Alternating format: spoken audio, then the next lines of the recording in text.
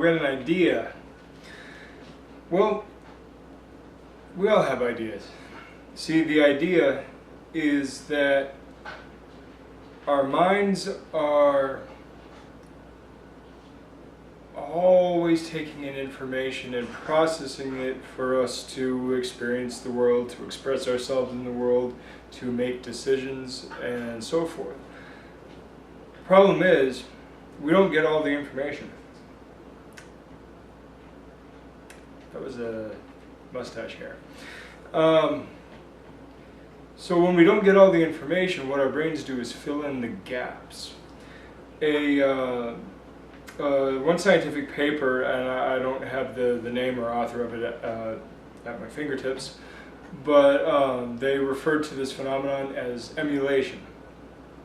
And aptly so, because what we're doing is, by filling in the gaps, we're creating a facsimile of reality, a facsimile of the authentic thing that's not quite exact. And it's what allows us to experience reality. This is really the process of what makes reality so subjective. See, I truly believe that there is an objective reality. I do believe that. But because as individuals, as people with limited learning capacity, we know that the capacity for learning is limited, the capacity for intelligence is limited. Knowing that, then I know that it is impossible to know everything. And knowing that it is impossible to know everything means that we spend a lot of time filling in the gaps. A great example is in color mixing. There's a brilliant video which I have bookmarked somewhere on my computer, but not sure exactly where it was originally found. Found it from a voice actor friend of mine. And the idea behind it was, in color mixing, when you take the light spectrum, this isn't your grade school color wheel thing where you have your primary colors and your secondary colors and tertiary colors and so on and so forth until you have every possible shade of everything. It's not the same. This is speaking more in the terms of physics. When you are blending colors, you have to realize that your fundamental concept of color is light. And as one scientist put it, color is, well, it was the German philosopher and scientist whose name I do not know how to pronounce. I've heard several pronunciations, all of them sound wrong. Goethe. If you know the proper pronunciation, if you are German and speak English, please let me know the proper pronunciation. He said that color is just shades of darkness. And it's an apt idea because he's saying that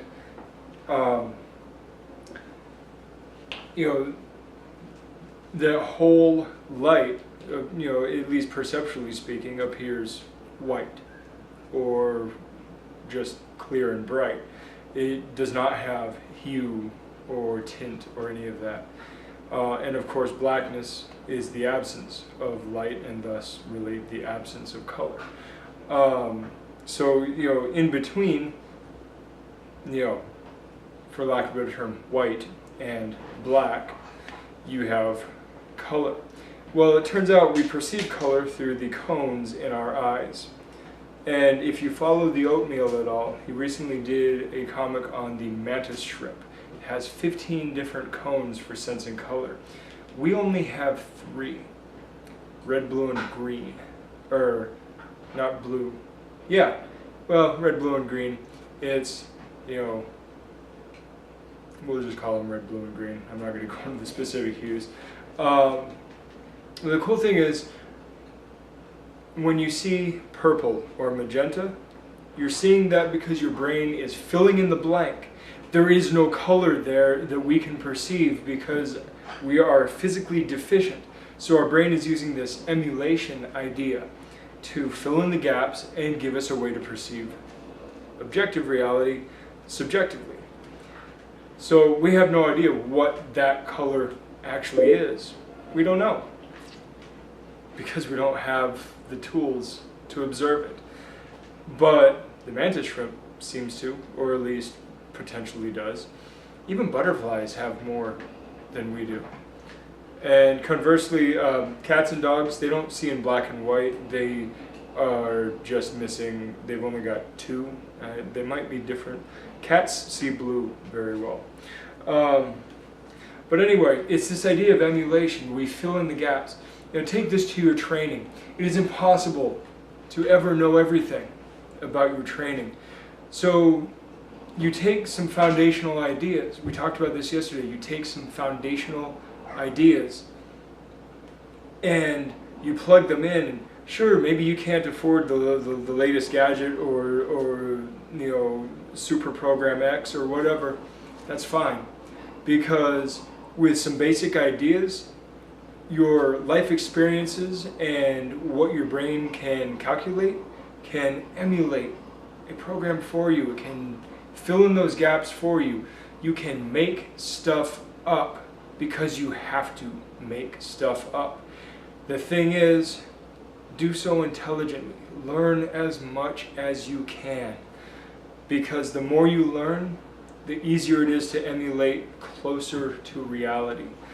The more and more and more data you have, the less guesswork your brain has to do. So understand this, that the less you know, it's not some form of purity or anything like that, like you see with a lot of religions, you know, where they're like, don't confuse me with the facts. Don't worry about any of that kind of purity bullshit. Just deal with the fact that the less you know, the more your brain is going to make up. You don't really have a choice in the matter. Your brain's going to make shit up because your brain wants to understand the world. I mean, it doesn't really want anything, but your brain simply is experiencing the world and it's going to tell you what it thinks.